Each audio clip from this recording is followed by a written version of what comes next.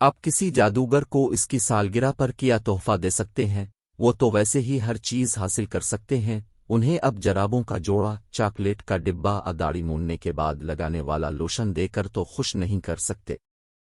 ज्यादातर जादूगर तो वैसे भी लंबी दाढ़ी रख लेते हैं, इसलिए वो भी उनके लिए बेकार है।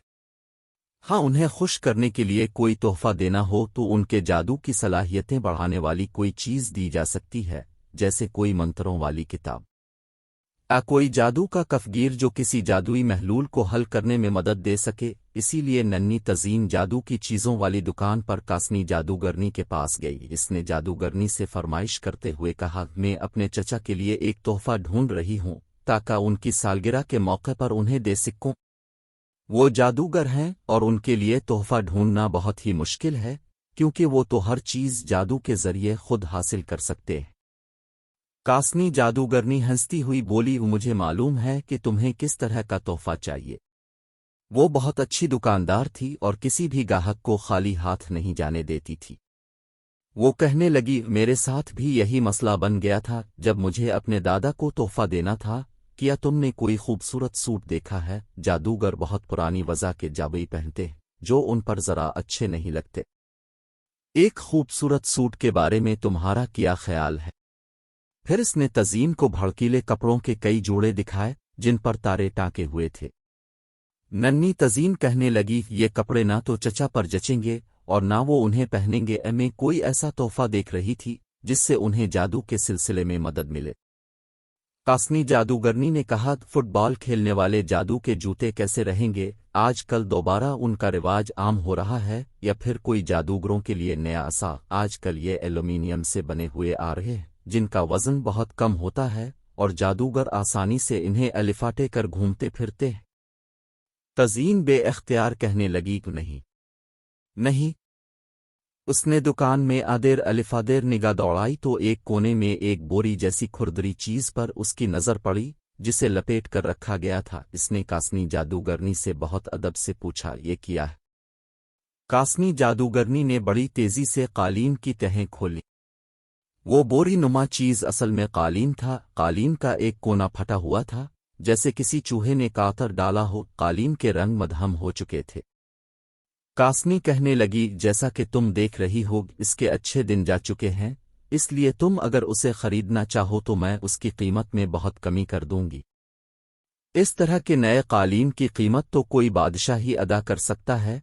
ये जादू का कालीन दुनिया में अलिफाड़ कर किसी भी जगह जा सकता था, लेकिन अब ये अपना जादुई असर खो चुका है। तो ये तुम्हारे टखनों जितना ऊंचा अलिफाड़ सकेगा और 5 मिनट में थक कर वापस जमीन पर आ जाएगा। तज़ीन बोली, मैं इसे खरीदना चाहती हूँ, लेकिन आपको उसकी कीमत में बहुत कमी करनी होगी। कासनी जादूगरनी ने तज़ीन की ख्वाहिश के मुताबिक कालीन की कीमत में गैर मामूली कमी कर दी। तज़ीन कालीन घर ले आई और उसे सुनहरे कागज में बहुत खूबसूरती से लपेट दिया और फिर उसे बड़ी एहतियात से लेकर चचा के घर की तरफ चल दी, जो आबादी से दूर सबसे अलग बना हुआ था। चचा के घर पहुंचकर इसने चचा को सलाम करने के बाद सालगिरह मुबारक कहा। चचा अपनी आराम करने वाली कुर्सी पर दराज थे। आज अपनी सालगिरह के दूसरे दिन वो सिर्फ आराम करना चाहते थे, लेकिन वो तेजी से तज़ीन की तरफ लपके ताकि तज़ीन को बोझ से निजात दिलाए। तज़ीन ने माजरत की कि वो पहले दिन ना आ सकी। चचा तोहफे पर से सजावटी कागज आतारनी में मसरूफ थे। तज़ीन ने पूछा, चचा क्या आपको तोहफा पसंद आया? लेकिन मुझे अफसोस है कि पुराना होने की वजह से अब ये ज्यादा अलिफाड़ नहीं सकता। चचा की आंखों में चमक थी। वो बोले, वाकई ये अलिफाड़ नहीं सकता होगा। ऐसी हालत में कोई कालीन कहाँ अलिफाड़ सकता है? इसे सफाई की जरूरत है और जहां जहां से ये फटा हुआ है वहां जादू के धागे से इसकी मुरम्मत हो सकती है। इसके बाद ये बिल्कुल नए जैसा हो जाएगा। कल दोबारा आना, तब तक मैं उसकी मुरम्मत कर लूंगा, फिर तुम्हें असल तमाशा दिखाऊंगा। तज़ीन को मजीद शाबाश की जरूरत नहीं थी, वो वैसे ही बहुत खुश थी। इसने चचा को वो तोहफा दिया था जिससे वो खुश हो गए थे और वो अब सिर्फ कालीन के अलिफाने का तमाशा देखने के लिए बेताब थी। अगली सुबह वो जल्द ही चचा के घर पहुंच गए। चचा बोले, ये बिल्कुल ठीक हो गया है, आओ इस पर सवारी की कोशिश करें। तज़ीन का ख्याल था कि शायद कालीन इसका और चचा का बोझ आकेटा ना अलिफाटे सकेगा, لیکن جب وہ قالین پر سوار ہوئی تو ایسا لگا جیسے وہ کسی طاقتور گھوڑے کی پیٹھ پر سوار ہو۔ چچا نے پوچھا، کیا تم تیار ہو؟ اسے مضبوطی سے پکڑ لو، شروع میں ہو سکتا ہے یہ کچھ شرارت بھی کرے۔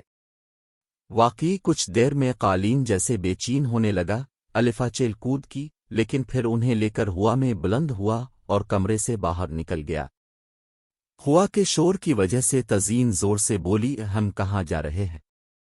چچا بولے، جہاں ہمارا دل چاہے، ہمیں صرف سوچنا ہے اور یہ اس پر عمل کرے گا۔ تزین نے فوراً ساحل سمندر کا سوچا جہاں وہ پہلے بھی جا چکی تھی، تبھی قالین نے لٹو کی طرح گھومنا شروع کر دیا۔ چکروں کی وجہ سے تزین کا سر بھی گھومنے لگا، اس کا دل چاہا کہ وہ قالین سے اتر جائے۔ چچا بولے، سوچنا بند کرو، ہم دونوں علیحدہ جگہوں کے متعلق سوچ رہے ہیں، جس کی وجہ سے قالین کا یہ حال ہو رہا ہے۔ تزین کا سر اتنا چکرا رہا تھا کہ وہ سوچ ہی نہیں سکتی تھی۔ تبھی قالین نے چکر کھانا بند کیا اور وہ شمال کی طرف الفاڑنے لگا۔ چچا بولے، میری شروع سے خواہش تھی کہ بحر منجمد شمالی کی سیر کروں، لیکن ٹھنڈی جگہوں پر جادو کرنے کے لیے بڑا زور لگانا پڑتا ہے، میں پہلے اسی لیے وہاں نہیں جا سکا۔ تزین اعتراض کرتے ہوئے بولی، لیکن چچا وہاں تو سردی ہوگی۔ چچا بولے، تم فکر نہ کرو، پھر وہ تھوڑا سا بدبدئی تو ان کے جسموں پر گرم کپڑے آ گئے۔ بحر منجمد شمالی تک جب وہ پہنچے تو تھوڑا سا مایوس ہوئے، وہاں ہر طرف برفیلے میدان تھے۔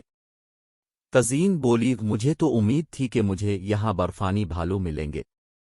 چچا بولے، اور میں نے بھی یہی سوچا تھا، لیکن چلو اب گھر جانے کا وقت آ گیا ہے۔ اب کیونکہ وہ دونوں گھر جانے کا سوچ رہے تھے، اس لیے قالین نے واپسی کا سفر بہت تیزی سے طے کیا۔ جلد ہی وہ چچا کے گھر پہنچ گئے۔ چچا نے تزین سے چائے بنانے کا کہا۔ تزین نے ہنس کر کیتلی الفاٹے لی، کیونکہ چچا نے جادو کی چھڑی ہلا کر کیتلی میں چائے پہنچا دی تھی۔ لیکن تبھی بدقسمتی سے قالین نے ایک انگڑائی سی لی تو تزین کے ہاتھ سے کیتلی چھوٹ گئی اور ساری چائے قالین پر جا گری۔ قالین تلملا کر بھاگا اور چشم زدن میں کمرے سے باہر نکل گیا۔ چچا مختلف منتر پڑھتے رہے، لیکن قالین واپس نہیں آیا۔ چچا ٹھنڈی سانس بھر کر بولے، مجھے لگتا ہے اب ہم اسے دوبارہ نہیں دیکھ سکیں گے۔ ایسا ہونا ہی تھا، ایسے قالین تکلیف برداشت نہیں کرتے، لیکن بیٹا یہ بہت زبردست تحفہ تھا اور میں نے اس پر سوار ہو کر بڑی ناقابل فراموش سیر بھی کی۔ اگر برفانی بھالو بھی مل جاتے تو اچھا ہوتا۔ سنا ہے کہ اس الفاڑن قالین کو الفاڑتی ہوئے دنیا کے کئی حصوں میں دیکھا گیا ہے۔ اگر غلطی سے تم کبھی اس پر سوار ہو جاؤ تو اسے مضبوطی سے پکڑ کر صرف اس جگہ کا سوچنا جہاں تمہیں سیر کے لیے جانا ہو، اور ہاں، اس پر گرم چائے گرانے کی غلطی نہ کرنا۔